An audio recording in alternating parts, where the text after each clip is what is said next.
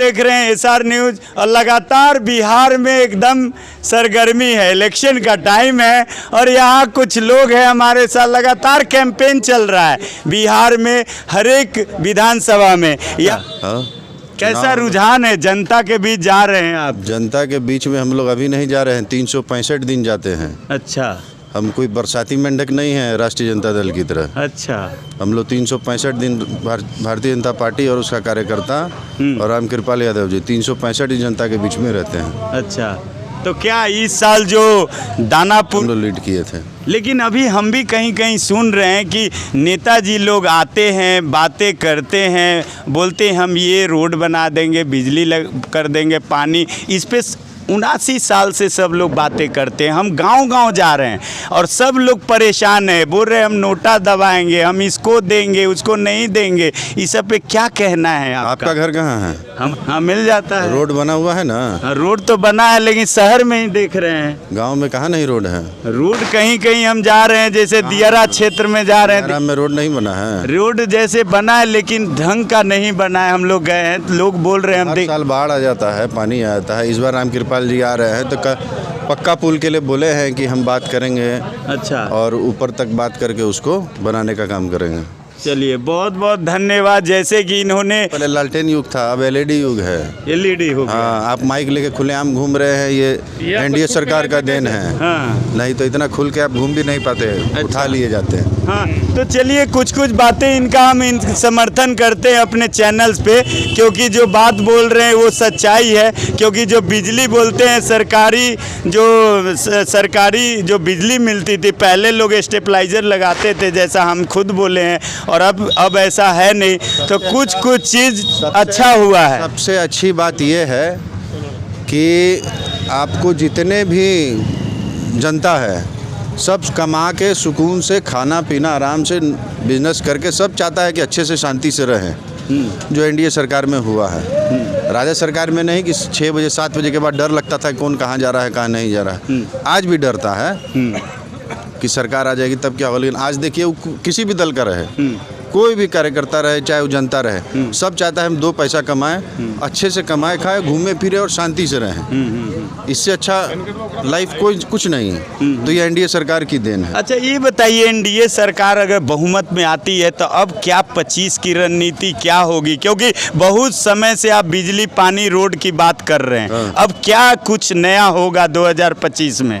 नया अब क्या खोजे? सब चीज़ तो हमने करके दे दिया। रोजगार कारखाना पे कोई बातें नहीं होता है। कारखाना पे बात हुई ना, बोले ना AI का हब बनाएंगे बिहार को। अमित शाह जी तो उस दिन बोले छपरा में। अच्छा, कि बिहार को AI का हब बनाएंगे हम।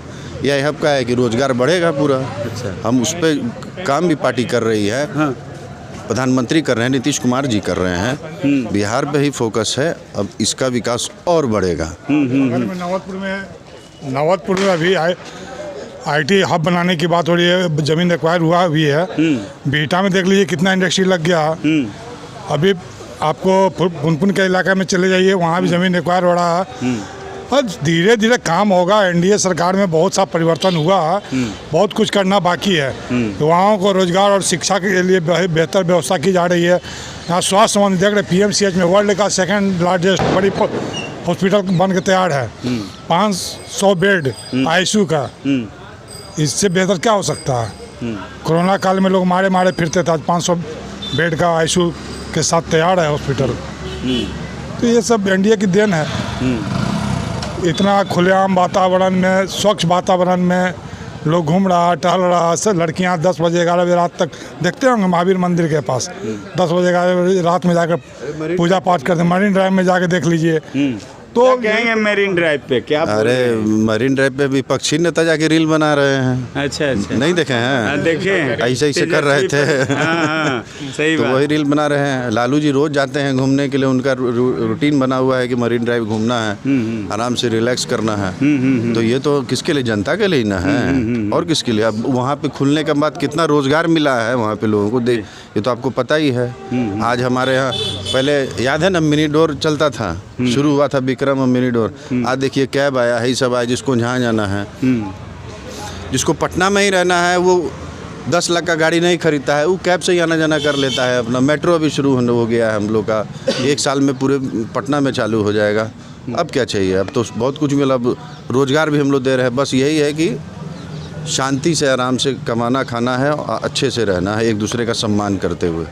चलिए बहुत बहुत धन्यवाद। हमारे साथ थे बीजेपी के युवा नेता हमारे मुकेश भाई। आप बताइए क्या कहेंगे सर, 2025 का इलेक्शन किस मुद्दा पे होगा, कैसे होगा, कुछ बताइए अपने शब्दों में। देखिए, इस बार का चुनाव बहुत कम्पिटिटिव होने वाला है। अब मुझे ऐसा लगता है कि इस बार के चुनाव को देखते हुए अगली बार का जो चुनाव होगा, जो काम करेंगे वही जीतेंगे। पहले क्या था कि केवल पार्टी पे वोट मिलता था, लेकिन अब पार्टी पे वोट जरूरी नहीं कि मिलेगा। अब आपका पर्सनल जो आप काम कर रहे हैं, जितना आप काम कीजिएगा उसके हिसाब से आपका परसेंटेज तय होगा। अच्छा। उसके बाद होगा कि कंपटीशन इस बार देख रहे कितना हार्ड है। दानापुर में कम से कम 10 को कैंडिडेट खड़ा हुआ है बीजेपी की तरफ से, आरजेडी की तरफ से मारामारी चल रहा है। सब पार्टी ये सोच रहा है कि मैं किसको टिकट दूँ, लेकिन इसी को देखते हुए हम लोग एनालाइज कर रहे हैं, जितना भी हम लोग का टीम एनालाइज कर रही है, ये एनालिसिस कर रही है कि अगली बार जो चुनाव होगा वो बहुत ही महत्वपूर्ण होगा और जो काम करेगा वही अब टिक पाएगा। डेवलपमेंट चाहिए। अब मुझे लगता है कि 20-25 साल से नाला रोड के बारे में हम लोग बात करते हैं। हाँ। कभी भी उससे ऊपर उठ के बात नहीं कोई कर रहा है। तो ये हटा करके ये तो अब हमको लगता है कि चुनाव के बाद ये सेकेंडरी हो जाएगा मुद्दा। प्राइमरी मुद्दा डेवलपमेंट का रहेगा, इंफ्रास्ट्रक्चर का रहेगा, बहुत सारा चलेगा। हाँ, कल कारखाने का रहेगा, एजुकेशन के ऊपर रहेगा, ये सब चीज़ें रहेंगी। खेल परिसर का खेल पे किसी सरकार का कोई ध्यान नहीं है। खेल का कि बच्चा लोग खेलने कहाँ जाएगा, जितना भी सरकारी मैदान है सब घेरा जा रहा है। बच्चे कहाँ खेलेंगे? कोई मैदान है दानापुर में बताइए? कोई नहीं है भी तो घेर दिया गया कैंटोनमेंट आर्मी वाला की तरफ से। एक सर सवाल है इसमें, वन नेशन वन एजुकेशन के बारे में क्या कहते हैं? सब अलग अलग फीस ले रहा है। वही ABCD DAV में लेता है 2500, वही ABCD छोटा लेवल पे चल जाइए 500 लेता है। ये क्या है? देश में वन नेशन वन एजुकेशन होना चाहिए, एक राष्ट्र एक शिक्षा, क्या कहते हैं? देखिए, इस पर हम मोदी जी से हाथ जोड़ के विनती करते हैं कि इसके ऊपर उनको कड़ी से कड़ी एक्शन लेना चाहिए कि ये one nation one education one amount होना, सिलेबस पे वन अमाउंट होना चाहिए कि सब सारे स्कूल वाले अपना अपना सिलेबस बनाए हुए हैं। कोई 50,000 ले रहा है, कोई 25,000 ले रहा है, कोई बिन मांगे ले रहा है, कोई मेंटेनेंस के नाम पे पैसा उठा रहा है। मतलब कोई लिमिट नहीं है। और सबसे अधिक दिक्कत छोटे जो तबके के लोग हैं, वो लोग सोच रहे हैं कि मैं कहाँ बच्चों को पढ़ाऊँ, और वो सोच ही नहीं सकते सरकारी स्कूल के अलावा किसी में पढ़ाएं, इसलिए कि उतना पैसा नहीं है। ऐसा का प्राइवेट स्कूल इतना महंगा हो गया है कि लोग लूट रहा है। सर कहेंगे एक सेक्शन में 80 बच्चा रख रहा है, संत कैरेन DAV। हाँ। एक क्लास में यार CBSE का नॉर्म से 25 बच्चा रखना है, इस पे क्या कहेंगे? 25 बच्चा प्लस 1 से 2 सेक्शन होता है, 1 से 2 सेक्शन होता है, लेकिन अभी 68 सेक्शन चल रहा है। 68 सेक्शन से लगे, उसमें उसके बाद भी भरा हुआ है। एडमिशन जगह नहीं है, एडमिशन लेने के बच्चे को लौट जा रहा है, पेरेंट लौट रहा है। हाँ। और बच्चे पूरा भरे हुए हैं। अच्छा। हमको लगता है सरकार को इस पे बहुत कड़ी से कड़ी ध्यान देना चाहिए। ये जो फीस तय होता है एजुकेशन का, वो तय करना चाहिए और सारे स्कूल का फीस फिक्स हो। हाँ, मेंटेनेंस के नाम पे जो करता है वो अलग से करे, लेकिन ये लोग मेंटेनेंस के नाम पे कुछ ज़्यादा ही लूटता है। हर साल ये एडमिशन क्या होता है, जब एक स्कूल में बच्चा पढ़ता है अगर 1 क्लास में, और हर साल वो एडमिशन होता है। ये क्यों? हर साल एडमिशन होता है क्यों? जब बच्चा एक स्कूल में पढ़ रहा है तो फिर एडमिशन किस बात का? एक बार एडमिशन हो गया तो वो सीधे 12th के बाद निकले वहाँ से, फिर री एडमिशन होता है 2 में, 3 में, 4 में, 5 में, 6 में। ये सब एक्स्ट्रा चार्ज है। ये सब पे लगाम लगनी चाहिए। चलिए बहुत बहुत धन्यवाद। देखिए यहाँ युवा थे, यहाँ देखिए सभी लोग हैं और यहाँ पे हम एक चचा दिख रहे हैं, इनसे भी बात करेंगे कि 2025 का जो चुनाव है, ये भैया हैं यहाँ पे, इनसे क्या कहेंगे? 2025 का जो चुनाव है, जाति विशेष होगा, व्यक्ति विशेष, पार्टी विशेष? सभी कैंडिडेट तो यहाँ एक ही जाति के हैं। अच्छा। वो फर्क नहीं पड़ता जाति का। हाँ। चाहे कोई भी जाति का हो, वोट यहाँ भारतीय जनता पार्टी को मिलना है। अच्छा। क्योंकि कैंडिडेट इतना बढ़िया है, सुलझे हुए कैंडिडेट है।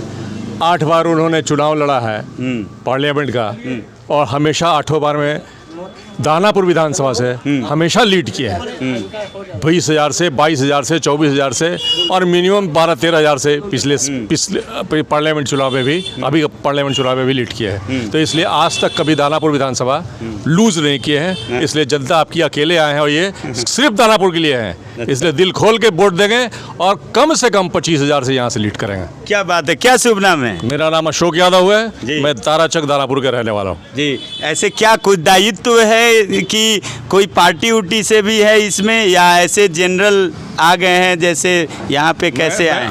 आपको तो हम नेता नहीं लगते हैं, नहीं लगते लेकिन हैं पार्टी के प्रति समर्पित। अच्छा, इसलिए जी कि ये देश में भी जो है कि नहीं, बहुत पूरे देश में अच्छा काम कर रहा है भारतीय जनता पार्टी, तो हम क्यों नहीं इसके लिए जो है कि नहीं काम करें। हम भी अपना श्रम योग जो भी दे सकते हैं, तन मन और धन से हम राम कृपाल यादव को जिताने का प्रयास करेंगे और कोशिश करेंगे कि ये कम से कम 25,000 से कम में लीड ना करे दानापुर से, इसलिए कि 8 बार जिताया है पार्लियामेंट चुनाव, चाहे वो राजद से लड़े थे या बीजेपी से लड़ रहे हैं। 8 बार यहाँ से पार्लियामेंट चुनाव लड़े, क्योंकि पार्लियामेंट का 6 विधानसभा है और कहीं से भी हार जाए, आज तक दानापुर से नहीं हारे हैं, ये रिकॉर्ड है। जी बिल्कुल बिल्कुल। चलिए, बहुत बहुत धन्यवाद। हमारे चैनल्स में बने रहे। मैं सचिन कुमार सिंह, SR न्यूज़ से। जय हिंद, जय भारत।